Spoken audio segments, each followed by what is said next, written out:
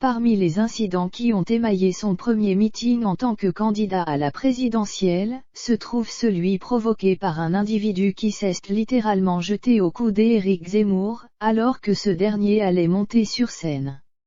On sait désormais qui est l'homme qui a fait ce plongeon parmi une foule chauffée à blanc lors de son meeting sous tension à Villepinte avec l'agression notamment de militants de SOS Racisme. Éric Zemmour a été victime de l'assaut d'un individu alors qu'il allait montrer sur la scène ce 5 décembre 2021. L'identité de l'auteur des faits vient d'être révélée par RTL, il s'agit d'un jeune homme qui a sa carte au Parti des Républicains.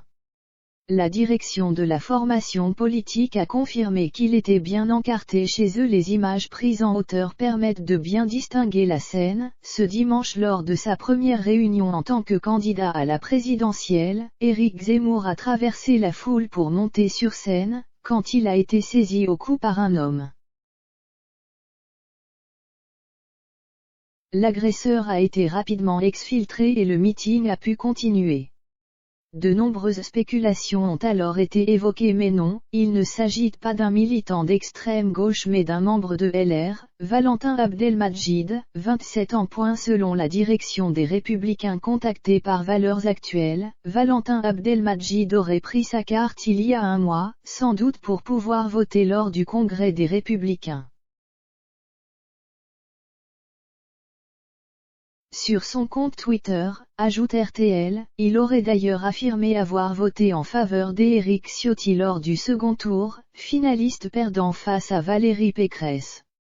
Entrepreneur dans le tourisme et domicilié dans les Hauts-de-Seine, l'homme est déjà connu des services de police pour 12 faits de droit commun, précise Valeurs Actuelles. Placé en garde à vue pour violence avec préméditation, il est visé par une plainte déposée au nom d'Éric Zemmour par Albéric Dumont, responsable de la sécurité du candidat. On ne connaît pas encore les motivations de l'agresseur au lendemain du meeting. L'équipe du candidat de Reconquête a annoncé que celui-ci ressentait des douleurs aux poignets et aux cervicales, pour lesquels il s'est vu prescrire 9 jours d'interruption temporaire de travail. L'altercation du candidat lui aura valu 9 jours d'ITT, interruption temporaire de travail, selon son entourage. Libération précise que l'attribution d'une ITT ne vaut pas arrêt de travail, qui doit être délivré en parallèle par un médecin. C'est pourquoi Éric Zemmour a pu se rendre ensuite sur le plateau de Jean-Jacques Bourdin pour l'émission phare de RMC dès mardi 7 décembre. Il a d'ailleurs affiché devant les caméras son attelle.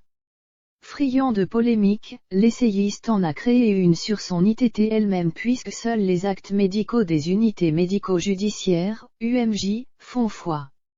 Le certificat médical médiatisé par Éric Zemmour n'aurait aucune valeur judiciaire, a indiqué Le Point. Dans tous les cas, c'est au magistrat que revient le dernier mot sur la qualification des faits.